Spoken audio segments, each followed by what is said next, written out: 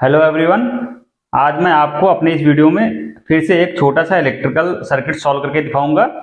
ये electrical circuit यहाँ पे बना हुआ है और यहाँ पे हमें जो वैल्यूज दी हैं पहले हम लोग उसका डिस्कशन कर लेते हैं। ये एक सर्किट है, यहाँ पे हमें ई की वैल्यू निकालना है। ईएमएफ जो है, ये जो सोर्स लगा है और इसके ऑप्शंस क्या है, -50, -10, 10 और 50 वोल्ट। इनमें से कौन सा करेक्ट आंसर है ये हमें आइडेंटिफाई करना है। इसके अलावा हमें और क्या दिया हुआ है, ये रेजिस्टेंस है, ये रेजिस्टेंस है, इनकी दोनों की वैल्यू 5 और 10 ओम दिया है। ये करंट सोर्स है जिसकी वैल्यू कितनी है, 5 एम्पियर।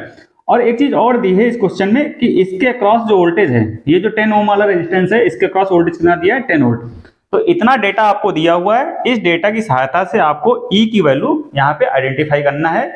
तो यहाँ पे आप देखेंगे जो मैंने आपको कॉन्सेप्ट बताया था, नोड एनालिसिस। नोड एनालिसिस को अप्लाई करके कैसे आप इस सर्किट को बहुत आसानी से सॉल्व कर सकते हैं। अगर आपको नोड एनालिसिस नहीं लगाना आता है तो उसका भी वीडियो मैंने बना रखा है, उसका लिंक डिस्क्रिप्शन बॉक्स में प्रोवाइड कर दिया है। वहां पे आप जाकर के नोड एनालिसिस को कैसे अप्लाई किया जाता है स्टेप बाय स्टेप आप सीख सकते हैं। यहाँ पे हम आपको डायरेक्ट इस न्यूमेरिकल को नोड एनालिसिस से सॉल्व करके दिखाएंगे और आप देखेंगे कितना इजी न्यूमेरिकल है ये सॉल्व करना, अगर आपके कॉन्सेप्ट्स बहुत अच्छे हैं नोड एनालिसिस में। तो नोड एनालिसिस के लिए सबसे पहले हमें क्या आइडेंटिफाई करना पड़ता है, नोड। तो एक नोड हमारे पास ये है और एक नोड ये है, इसको हम क्या मान लेते हैं, ग्राउंड 0 वोल्ट। और यहाँ पे हम वोल्टेज मान लेते हैं V1। क्लियर। इसके बाद इस नोड से भाई करंट हम मानेंगे, करंट 3 रास्ते हैं, एक रास्ता ये, एक रास्ता ये, एक रास्ता ये। तो एक करंट तो हमें दी है, ये कितनी दी है, 5 एम्पियर। भाई क्वेश्चन में दिया है भाई ये करंट सोर्स है 5 एम्पियर का, तो 5 एम्पियर करंट आएगी। इसकी डायरेक्शन भी दे रखी है, डायरेक्शन हमें अपने हिसाब से मानने की जरूरत नहीं है। बाकी हमें डायरेक्शन नहीं पता है तो हम कुछ भी डायरेक्शन मान लेंगे। मान लेंगे ये करंट I1 और ये करंट क्या है हमारी, इसमें जो करंट फ्लो कर रही है वो क्या है, I2। क्लियर। तो हमें इस नोड से तीनों करंट अज्यूम करनी है। एक करंट हमें दी हुई है, बाकी की 2 करंट हमने अज्यूम कर ली। अब इस नोड पे हम क्या लगा देंगे, और यहाँ का एक वोल्टेज मान लेंगे V1। यहाँ का वोल्टेज क्या मान लेंगे इस नोड का, V1। ठीक। अब यहाँ पे लगा देंगे KCL। क्या लगा देंगे, KCL। तो KCL क्या कहता है, किसी भी नोड पे आने वाली करंट का जो योग होता है उस नोड से निकलने वाली करंट के योग के बराबर होता है। तो यहाँ से करंट कौन कौन से निकल रही है, एक I1 निकल रही है और एक I2 निकल रही है। तो भाई इनको एक तरफ रख लेंगे, I1 प्लस I2। ये कौन सी है, एग्जिट जो यहां से निकल रही है, और इसमें आ कौन सी रही है, 5 एम्पियर की करंट। तो भाई ये KCL इक्वेशन बन गई। यहाँ पे किसी कोई डाउट, मेरे हिसाब से कोई डाउट नहीं होना चाहिए। अब हम क्या करेंगे, I1 और I2 की वैल्यू यहाँ पे निकालेंगे। तो मैंने आपको इसका तरीका बताया था, अगर I1 निकालना है तो I1 क्या होता है, हाई वोल्टेज से लो वोल्टेज की तरफ फ्लो कर रही है, तो क्या होगा V1, और प्लस से माइनस गए तो माइनस का E और डिवाइडेड बाई इस रास्ते का प्रतिरोध, ये 5। ठीक। कैसे निकालते हैं, ओम से लगाते हैं, I इक्वल टू क्या होता है, V/R। अब लेकिन यहाँ V, एक V1 और एक ये है।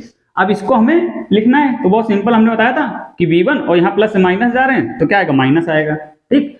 तो ऐसे हम I की वैल्यू यहाँ पे निकाल लेंगे। और रास्ते का प्रतिरोध कितना, 5 ओम। ठीक। तो I1 इक्वल टू क्या होगा, V1 - E/5। ऐसे आप I2 भी निकाल सकते हैं। तो I2 की वैल्यू क्या हो जाएगी, V1 अपॉन, भाई V1 -0 तो V1 अपॉन इस रास्ते का रेजिस्टेंस। और यहाँ पे आप एक चीज देखेंगे, जो V1 है वही क्या है, V है, जो हमें एग्जाम में दिया हुआ है कितना, 10 वोल्ट। भाई हम बात करें इस वोल्टेज की बात करें या फिर यहाँ के यहाँ वोल्टेज की बात करें, तो V1 ही क्या है, V है, और कितना दिया हुआ, 10। क्लियर। तो यहाँ से ये वैल्यूज हम यहाँ पे पुट कर देंगे, वहां से हम देखेंगे E की वैल्यू निकल आएगी। तो V1 - E divided by 5 plus V1 upon 10 equal to 5। ये आप सिंपल, अगर आप नोड एनालिसिस में एक्सपर्ट है तो सीधा इस लाइन को लिख सकते हैं। आपको ये सब कैलकुलेट करने की या लिखने की जरूरत नहीं है, वो प्रैक्टिस से आएगा। ठीक।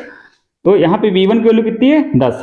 तो 10 - E divided by 5 plus 10/10 equal to 5। तो ये कैंसिल आउट हो जाएगा, तो कितना बचेगा, 1। तो 10 - E divided by 5 plus 1 equal to 5। इसको फर्दर सॉल्व कर लेंगे तो कितना आएगा, 10 - E डिवाइडेड बाई 5। ये 1 उधर जाएगा तो 5 - 1, ये कितना बचेगा, 4। फिर इसको मल्टीप्लाई कर देंगे 10 माइनस ई इक्वल टू कितना हो जाएगा, 5 चौको 20।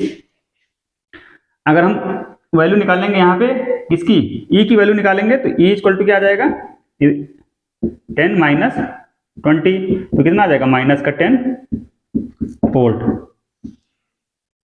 ठीक, तो हमें जो क्वेश्चन में पूछा गया था वो ई की वैल्यू पूछी गई थी, कितना आ गई 10 वोल्ट, माइनस में कि प्लस में, माइनस में।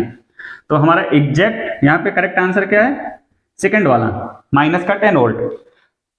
बहुत ईजी है न्यूमेरिकल, सिर्फ आप गलती कहाँ करेंगे, माइनस और प्लस में। अगर आपने यहाँ पे ई माइनस V1 लिख दिया तो आपका आंसर में भी हो सकता है कि माइनस 10 की जगह प्लस 10 आ जाए, या फिर कोई कैलकुलेशन मिस्टेक कर सकते हैं।